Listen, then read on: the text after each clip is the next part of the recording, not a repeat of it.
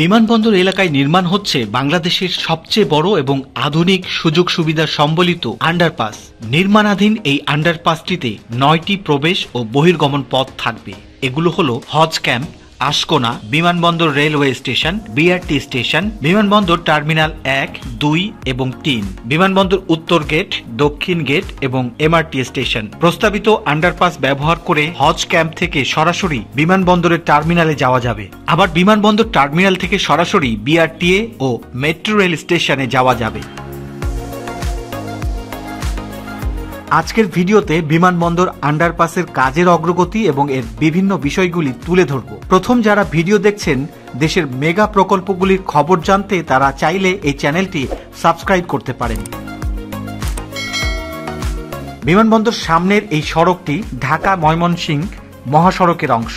এই সড়কটি ঢাকার মধ্যে সবচেয়ে ব্যস্ত ও প্রশস্ত। এই সড়কটি ঢাকায় প্রবেশ ও বাহিরের জন্য গুরুত্বপূর্ণ। এই সড়ক ব্যবহার করে দেশের 32 জেলায় লোকজন যাতায়াত করে থাকেন। ব্যস্ততম এই মহাসড়কের এক পাশে হযরত শাহজালাল আন্তর্জাতিক বিমানবন্দর এবং অপর পাশে বিমানবন্দর রেলওয়ে স্টেশন। বিমানবন্দর মোড় থেকে বনানী অভিমুখে এখান থেকে কয়েকশো মিটার এগিয়ে গেলে দেখা যাবে নির্মাণাধীন বিমানবন্দর টার্মিনাল 3। থার্ড টার্মিনাল নামেই অধিক পরিচিতি লাভ করেছে এই বিশাল এবং নান্দনিক স্থাপনাটি। বিমানবন্দর এলাকায় সবগুলি মেগা প্রজেক্টের কাজ একসাথে চলছে, তাই এই এলাকাটি দিয়ে গেলেই বোঝা যায় এর কর্মব্যস্ততা। থার্ড টার্মিনালের কাছেই মেগা প্রকল্পের মধ্যে আরও আছে দেশের প্রথম পাতাল metro rail MRT line 1, Dhaka Ashulia elevated expressway এবং বিআরটি প্রকল্প। সব মিলিয়ে খুব অল্প দিনের মধ্যে বদলে যাবে এখানকার চিত্র। এই জায়গাটির সৌন্দর্য দেখে মনে হবে বিদেশ একটি ভাব আছে। নজরকাড়া এবং অত্যাধুনিক এই স্থাপনাগুলি সত্যি এই জায়গাটিকে করেছে অনন্য। হযরত শাহজালাল আন্তর্জাতিক বিমানবন্দর এলাকায় আধুনিক আন্ডারপাস নির্মাণের কাজ বেশ জোরে সোরে এগিয়ে চলছে। এই আন্ডারপাসটি মাটির নিচে হওয়ায় সড়কের উপর যানবাহন চলাচলে কোনো বাধা থাকবে না। একই সঙ্গে এই আন্ডারপাস ব্যবহার করে যাত্রী ও পথচারীরা এর মাধ্যমে নিরাপদে বিআরটি বাস স্টেশনে, বিমানবন্দরে এবং রেল স্টেশনে পৌঁছাতে পারবেন। নির্মাণাধীন এই আন্ডারপাসটিতে 9টি প্রবেশ ও বহির্গমন পথ থাকবে। এগুলো হলো হজ ক্যাম্প, আশকোনা, বিমানবন্দর রেলওয়ে স্টেশন ও বিআরটি বাস স্টেশন, বিমানবন্দর টার্মিনাল 1, টার্মিনাল 2 এবং টার্মিনাল 3। এছাড়াও বিমানবন্দর উত্তর গেট, দক্ষিণ গেট এবং এমআরটি স্টেশন। আগামী 2 বছরের মধ্যে কাজ শেষ করার লক্ষ্যমাত্রা রয়েছে। এটি হজ ক্যাম্পের সামনের সড়ক। বর্তমানে এই সড়কটি বন্ধ করে আন্ডারপাস নির্মাণের ব্যাপক কর্মযজ্ঞ চলছে। রেলওয়ে স্টেশন এবং এর চারপাশে অবস্থিত কয়েকটি বাস স্টপেজ এবং মেট্রো স্টেশন সহ রাজধানীর ব্যস্ততম পয়েন্টগুলোর মধ্যে একটি হচ্ছে বিমানবন্দর গোলচত্বর। এই এলাকায় একটি মাত্র ফুটওভার ব্রিজ থাকায় ঝুঁকি নিয়ে প্রতিদিন লাখ লাখ যাত্রী এই সড়কে চলাচল করে। গাজীপুর হয়ে ঢাকা ময়মনসিংহ মহাসড়কের সঙ্গে যুক্ত বিমানবন্দর সড়কে প্রতিনিয়ত তীব্র যানজট দেখা যায়। আপনারা দেখতে পাচ্ছেন বিমানবন্দর মোড়ে এই আন্ডারপাস নির্মাণের জন্য, আন্ডারপাস টানেল নির্মাণের জন্য বিকল্প সড়ক ব্যবহার করার বলা হয়েছে এবং এই রাস্তাটি বন্ধ করে দেওয়া হয়েছে। হাজি ক্যাম্পের সড়ক টিন দিয়ে ঘেরাও করা হয়েছে, ব্যারিকেড দেওয়া হয়েছে।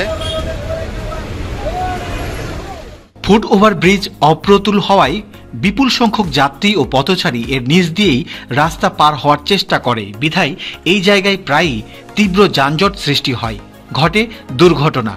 নির্মাণাধীন এই আন্ডারপাসটির কাজ শেষ হলে যানজট ও দুর্ঘটনা কমবে বলে আশা করা হচ্ছে। আন্ডারপাসটি হবে শতভাগ শীতাতপ নিয়ন্ত্রিত। এতে থাকবে 8টি লিফট, 28টি এসকেলেটর এবং 25টি ট্রাভেলেটর। আন্ডারপাস ব্যবহার করে হজ ক্যাম্প থেকে সরাসরি বিমানবন্দরের টার্মিনালে যাওয়া যাবে। প্রতি বছর হজ মৌসুমে 1 লাখের মতো হাজি হজ ক্যাম্প থেকে বিমানবন্দরে আসা যাওয়া করতে পারবেন নিরাপদে ও সহজে। আবার বিমানবন্দর টার্মিনাল থেকে সরাসরি মেট্রো রেল স্টেশনে যাওয়া যাবে। যারা বিআরটি পরিবহন ব্যবহার করবেন তারা আন্ডারপাসের মাধ্যমে খুব সহজেই রাস্তা পারাপার হতে পারবেন। ভবিষ্যতে এই আন্ডারপাসটি একটি মাল্টি মোডাল হাব হিসেবে বিবেচিত হবে। প্রথমবারের মতো এই ধরনের আন্ডারপাস তৈরি হচ্ছে বাংলাদেশে। উন্নত দেশগুলোর মতো যাত্রী সেবায় ট্রাভেলেটর থাকবে এই আন্ডারপাসে। চলমান ওয়াকওয়ে হিসেবে পরিচিত ট্রাভেলেটর সাধারণত বিমানবন্দর, ট্রেন স্টেশন এবং শপিং মলের মতো জায়গায় মানুষের চলাচলের সুবিধার জন্য ব্যবহার হয়। সড়ক ও জনপথ অধিদপ্তর এবং সেনাবাহিনীর 24 ইঞ্জিনিয়ার কনস্ট্রাকশন ব্রিগেড যৌথভাবে প্রকল্পটি বাস্তবায়ন করছে। বর্তমানে ঘন্টায় সর্বোচ্চ প্রায় 15,000 পথচারী ও যাত্রী একটিমাত্র ফুট ওভারব্রিজ দিয়ে এই মহাসড়ক পারাপার হন, যা প্রয়োজনের তুলনায় অপ্রতুল। নতুন রেলওয়ে ট্র্যাক সম্প্রসারণ করা হয়েছে। খুব শীঘ্রই এর সঙ্গে যুক্ত হবে বাস র্যাপিড ট্রানজিট বিআরটির বাস সুবিধা।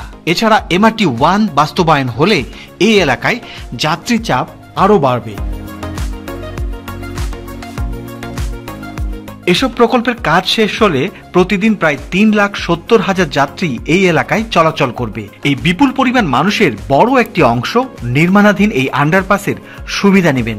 বিমানবন্দরের এই মহাপরিকল্পনা প্রণয়নের আগে 2017 থেকে 2019 সাল পর্যন্ত একটি সম্ভাব্যতা সমীক্ষা হয়েছিল। সমীক্ষা অনুযায়ী বিমানবন্দরটি 2035 সালের মধ্যে 2,20,00,000 যাত্রী পরিবহন করবে। প্রিয় দর্শক, আজকের ভিডিওটি এ পর্যন্তই। এতক্ষণ সঙ্গে থাকার জন্য সবাইকে অসংখ্য ধন্যবাদ ও কৃতজ্ঞতা জানাচ্ছি। সেই সাথে চ্যানেলের নতুন দর্শকদের চ্যানেলটি সাবস্ক্রাইব করার অনুরোধ জানিয়ে আজকের ভিডিও এখানেই শেষ করছি। সবাই ভালো থাকবেন। আল্লাহ হাফেজ।